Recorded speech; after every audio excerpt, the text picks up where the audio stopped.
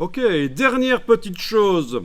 Si vous regardez dans le corps du texte ici, vous voyez que les tirets, les coupures de mots, ainsi que les virgules, si on trouvait un endroit où il y a des virgules, en fin de ligne, dépassent un peu du bloc. Alors c'est un détail, mais il y a des gens qui font attention à ça.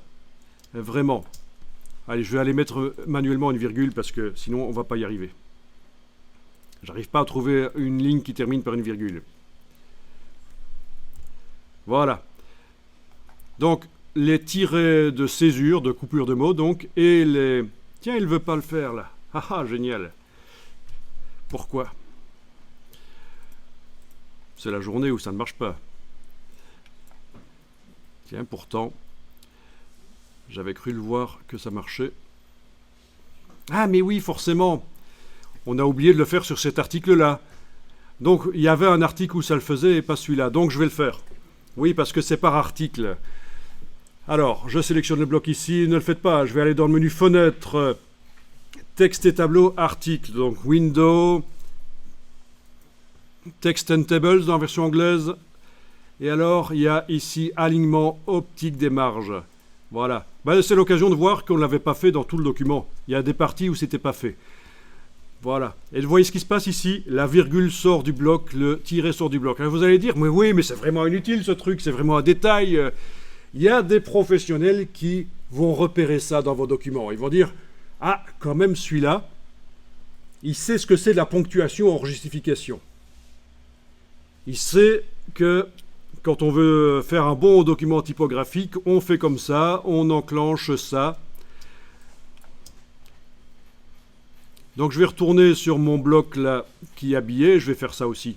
Le bloc qui est habillé est considéré à lui seul comme un article.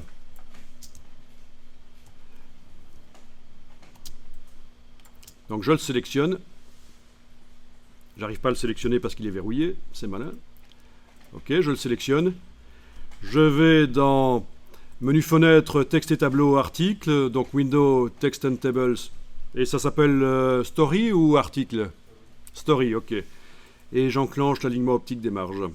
Et voilà, vous voyez que le tiret sort, et il y avait aussi une virgule quelque part. Non, elle n'est pas en fin de ligne, mais en tout cas, si on avait, ça sortirait, et c'est plus clean. Un bon document au niveau typographique, c'est une addition de petits détails misérables comme ça. Et ensemble, ça fait un document qui est meilleur.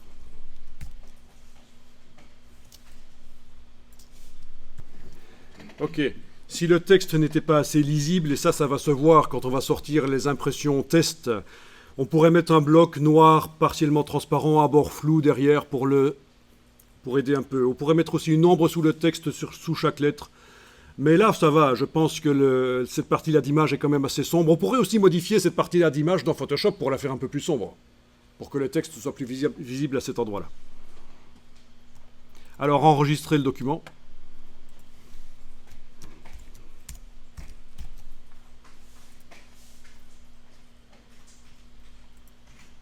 Oui, donc sur cet article-là, c'était déjà enclenché, là, sur le côté. On voit le tiret qui déborde. Donc il faudrait que je vérifie dans tout le document si, sur chaque article, chaque bloc ou bloc et ceux avec les autres blocs chaînés, si l'option est enclenchée de alignement optique des marges, ou comme on appelait ça...